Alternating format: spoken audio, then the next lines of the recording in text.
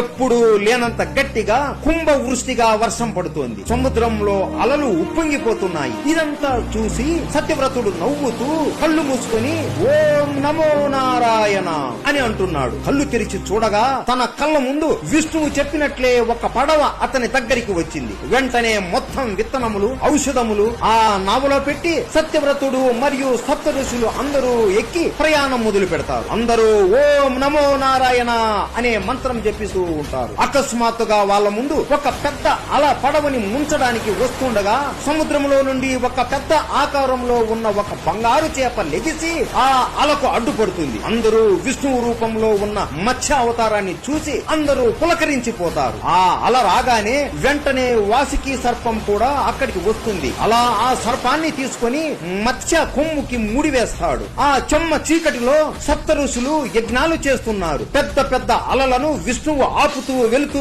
ఉన్నారు. ఇదే సమయంలో విష్ణువు సత్యవ్రతుడికి బ్రహ్మ విద్యలను ఉపదేశించాడు. వాటితో పాటు జ్ఞానయోగం, భక్తి యోగం, కర్మయోగం ఈ మూడింటిని కూడా నేర్పించాడు. ఆ సేపటికి సోమకాసురుడు దాక్కుని ఉన్న చోటికి వస్తారు. ఇద్దరి మధ్య కఠోరమైన యుద్ధం జరిగింది. సముద్రం పైన సప్త ఋషులు విష్ణువు నామాన్ని జపిస్తుంటే సముద్రం కింద విష్ణువు అసురుడితో యుద్ధం చేస్తాడు. అలా చివరికి విష్ణువు సోమకాసురుడిని సంహరిస్తాడు. అలా ప్రళయకాలం పూర్తి అయ్యే సమయం ముందే ఆ 4 వేదాలను బ్రహ్మ చేతికి ఇస్తాడు. అలా బ్రహ్మ మళ్లీ సృష్టిని సృష్టించాడు. ఆ సృష్టి ఏదో కాదు, మనము ఇప్పుడు ఉన్నదే.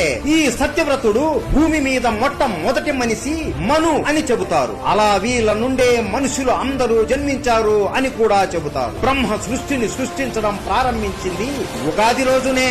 ఇలా కొత్త సంవత్సరం ప్రారంభించిన రోజునే ఉగాది అని చెప్పుకుంటారు. ఒక యుగానికి ఇది మొదలు కాబట్టి యుగ మరియు ఆది ఈ రెండు కలిపితే ఉగాది అనే పేరు వస్తుంది. ఈ ఉగాది రోజున మనం ఏం చేస్తాము అంటే ప్రొద్దున్నే తలస్నానం చేస్తాము, కొత్త బట్టలు వేసుకుంటాము, ఇల్లంతా శుభ్రం చేసుకుంటాము. అతి ముఖ్యమైనది షడ్రుచులు కలిగిన ఉగాది పచ్చడి చేసుకుని తింటాము.